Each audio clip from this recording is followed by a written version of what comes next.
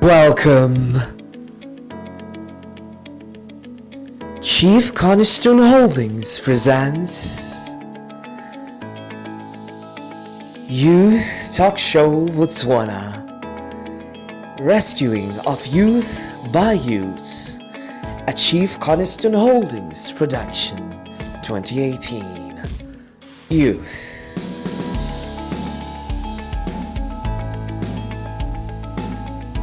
Our time is now.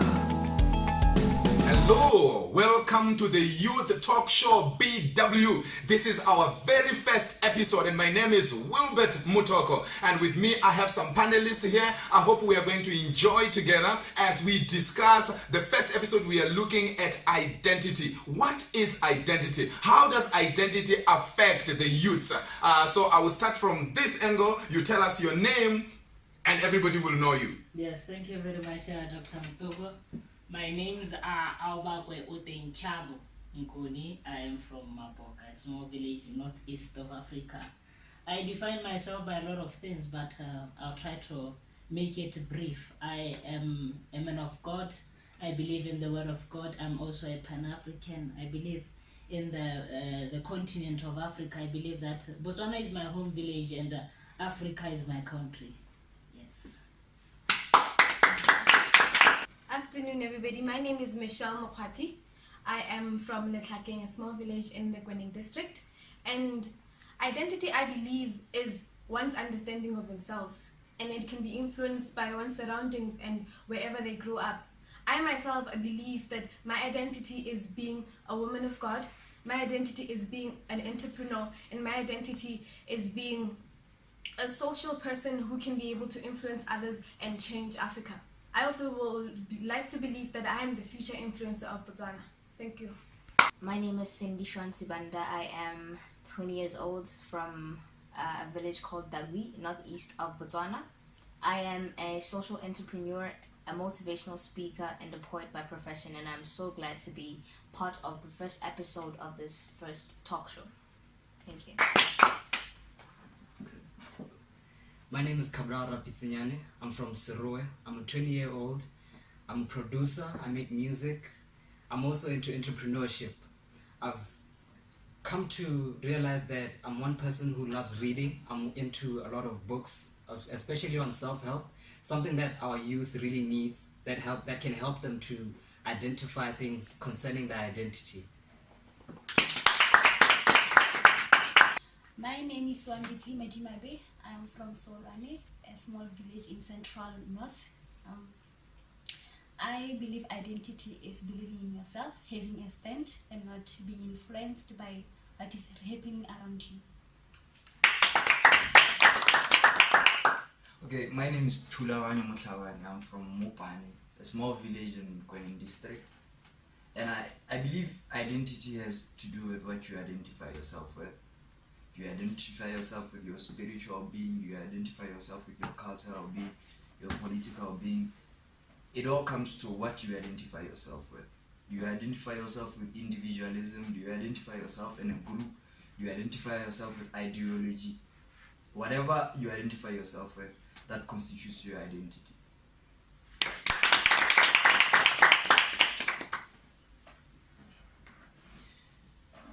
My name is Davidson Changachire. I'm from Zimbabwe, a full-time pastor who specializes in families.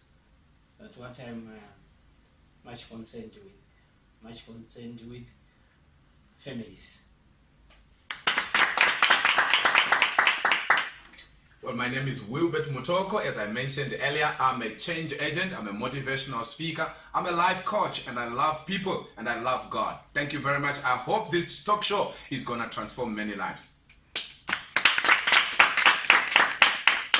My name is Prayer, and my passion is being a veterinary, making sure that the animals out there, the dogs and the everything that are protecting us, or the ones that bring money into the country of Botswana or in Africa, make sure that they are well. Yes. My name is Wangwe Tlankon. My home village is Mapoka, a small village. Identity. I know that we have already had some different definitions of identity. What are some of the issues that are arising among the youths concerning identity? Have we ever had a problem with identity ourselves? Do we know some people that have identity issues? Do we know youths out there that are struggling because of identity? Let's talk about that. If you have a question, feel free to ask. And if somebody asks a question, please feel free to discuss it. Like I said, my name is Michelle Mokwati, and from my experience, I believe that identity, or people who mostly struggle with identity, are people in their prime or younger ages, from your teens up until your early 20s, where you are in junior or in high school basically. We find a lot of people who are in high school who are getting influenced and end up being plagiarized, what some of us call peer pressure. I believe that's where identity comes from and is much more present there. Okay, awesome. Well, when it comes to issues of identity, like she's already said, like there's a lot of influences surrounding you as an individual. That's when you get to have identity crisis, because you don't know which path to follow, especially when you're a teenager, especially when you're growing up and you're trying to figure out what type of adult do I want to be, what type of life do I want to lead. But I find the problem that we have is that we don't have role models that we can actually look up to. Instead, we have social media to actually, like, it guides us, because by the age of 12, somebody's already on social media. They already have a social media profile. And in that profile, they just look at who's most famous, what car are they driving. You want to be like that, but you don't actually, like, know the morals or the values of that person. You don't know what challenges that they went through. And then you have to get to have a problem of actually, like, how do I get there? Who am I? You identify yourself as the people you follow and not as you. Yes. I'm gonna be honest about who I am and like what I've dealt with throughout the past years, from the time I was 15 until now. I used to struggle a lot with identity. I used to identify myself with groups of people, or doing certain things. Like, I used to think that for me, if I'm with those people, then that's who I am, that's my identity. And until recently, when I started reading different books by Stephen Covey and all the other people, I saw an insight that you don't have to really identify yourself with groups or other things. There's within you someone who, like, you don't even know yourself, and you have to take the time to learn who that person is, understand it, because I think even the issue of depression comes from the fact that a lot of us are not aware of who we are, and we don't spend time with ourselves. Yeah. Okay. I think the most difficult problem with identity is that most of us try to learn to define ourselves, or we let the environment define ourselves, but we forget that we were created by someone. Instead of learning who he says we are, who God says we are, we try to define ourselves. I can define myself to be anything. I can define myself to be a musician, I can define myself to be whatever. But does God say I'm that person that I say I am? That's the greatest problem with identity. We don't identify ourselves with who created us and what he says we are. Okay, what I have experienced is that there will always be a better person than you. Everywhere that you go, there will always be a better person than you. So one of the best way that you can do is to be real with yourself, believe in yourself, have a stand. And I believe that sometimes a lot of people deal with depression or identity crisis but don't know where it comes from. In my belief, it's that point where you realize that you don't belong, or the idol that you mentioned that you were idolizing or fantasizing or wanting to become is not exactly who you are. And in the moment you do realize that you actually need to figure out who you are before you actually go into that other step of adulthood or getting your life together, or even thinking about your future. And then there's a clash of interest because you believe in that person. They don't exactly define who you want to become. And then you end up thinking, how am I going to go about this? I want to be this person, but I have these circumstances in me and this proof that this is who I am. And then that's where your depression comes, that's where your identity crisis comes, because you are stuck in the middle of either following this person or actually discovering who exactly it is you are, because you've discovered a need to know who you are.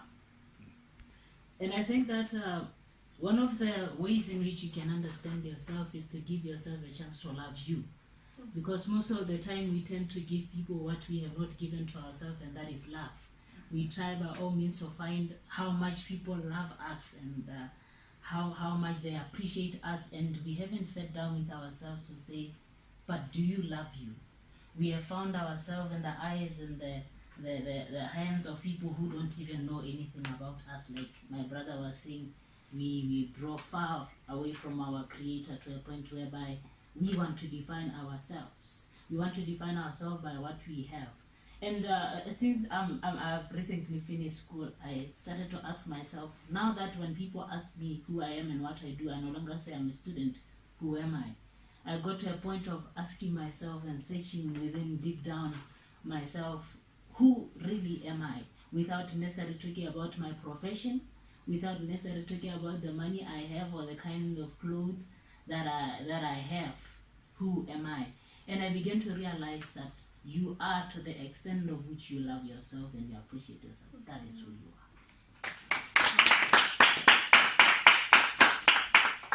Awesome. Anybody else? Okay. Like I said, that we don't allow who created us to define who we are. I think the other greatest problem about identity is that we are born into an institution called a family. When you're born to parents. Those are the first people who are going to try and define who you are. They're going to tell you what to do at school. They're going to tell you how to grow up, how to talk, how to dress. And by the time you try and break away from what your parents define you as, your friends, your peers pick up.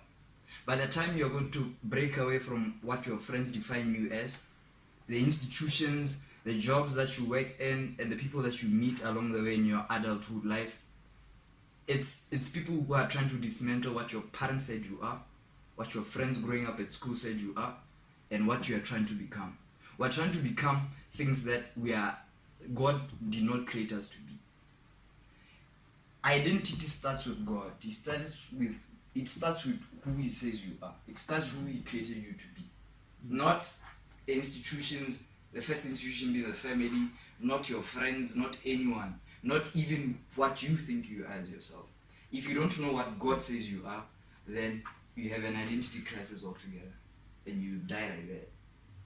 Getting there as we go towards the end of the episode. So we are hearing a lot of wise words coming from us, the youths, and that's quite exciting. So taking from what my brother is saying, it shows that we have to go back to the drawing board. Who brought us on earth? What does He want? And where do we find that? Because in the Bible. Is that agreeable? Yes. When we read the Word of God, just to look around, all the people who call themselves motivational speakers, majority of them, they tap from the Word of God. Even these business people, they tap from the principles that are in the Word of God. So it's not like we are forcing everybody, but it looks like one of the most important things that anybody can ever do is to find themselves in the Word of God. That will be number one. Then our number two will be what? Our brother mentioned reading books. That he was trying to find who he is until he started reading books like the 7 Habits of the Highly Effective People by Stephen R. Covey. You read such a book and you suddenly realize, I have been defined by people all along. Man, I have to be me. So when you read books, it completely changes who you become. It completely sharpens who you are. It has worked for me as well. I read a book by a lady called Sally H. Host many years ago. It's called If I Can, You Can. It changed my thinking. That's when I realized, okay, so I can become anything I want to become. I can transform myself, like our brother was saying. If you don't love yourself, you're not going to be able to love anybody else. If you don't care for you, you're not going to be able to care for any other person. So I realized, okay, so I have to develop myself first. Personal development. Whether it be reading the Word of God, I don't read to preach. I read to feed me. Then if I am to preach, I'm sharing with others what I have eaten. Yeah? I read books not because I want to motivate people or because I want to go and share at a seminar. I read books to feed me. I make sure, where possible, I read one self-development book per week. Most successful people will read one self-development book per week. What it means is that you read a book on relationships this week. Next week you are reading a book on financial literacy.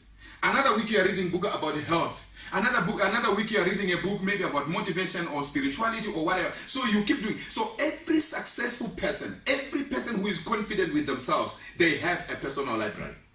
They read books, and the books are balanced. You shouldn't read books in one area whereby you only read about health. You become very healthy physically, but spiritually you are getting down. Financially you have no money, but in terms of health, physically, you will be okay. Or if you read the Bible, you read all spiritual books, you are fasting all the time, and you don't read about finances, you don't read about other things, then you will find that even after fasting, you have nothing to eat. So what are we saying? We need to be balanced. So we start with God in terms of identity, and then we go to self-development. What else? Yes, ma'am. I think what's also important is self-evaluation. Beautiful. Like after you know what God says you are, after you read all these books, you have to evaluate yourself. Like on a weekly basis, ask yourself, okay, what have I done? How have I gone far? What did I not do? What did I do? How was I able to do what I did? Wow. How was I able not to do what I said I would do? So self-evaluation is very important, because each and every time you wake up in the morning, you look at yourself in the mirror. Do I look good? If I don't look good, how do I fix myself? And that's very important. And that's the most painful part to development, like evaluating yourself, because you're judging yourself. And that's what people run away from, judging yourself, saying I'm wrong in this area, I'm right in this area. And I feel like self-evaluation should actually be part of your self-identification process. Wow. Another thing that a lot of us youth really need to actually start getting into is we need to meditate, whether it's on the Word of God or it's books, or you just like meditate, sit down, close your eyes, set your timer for 10 minutes, and you say positive things to yourself. By the time you're done with saying those messages to yourself and the stopwatch tells you time is over, you're going to realize that there's going to be a difference in the way that you see yourself. Also, one other thing is also to make sure that you write down your visions and who you want to become when you're like 10 years from now, 20 years from now. Read those visions every single night before you go to sleep, just to make sure that they get into your unconscious mind and they're also in your subconscious mind. Okay, that's okay. In addition to what they've both said about meditating and self-evaluating, as soon as you do that, or as much as you do it, when you go out into the world, it's harder for people to define who you are, because you already defined yourself and you already have a stand and know who you are. So after self-evaluating, after meditating, you also have to realize that people also have opinions about who you are. But that's not going to stop you from achieving your vision, because you know it and you meditate on it every single day. That's not going to stop you from saying, okay, I know I'm wrong in this part and I need development. Even though she said so, and maybe said it in a really harsh way, I can accept it because I've already told it to myself, and I know the channels as to how I can actually solve it.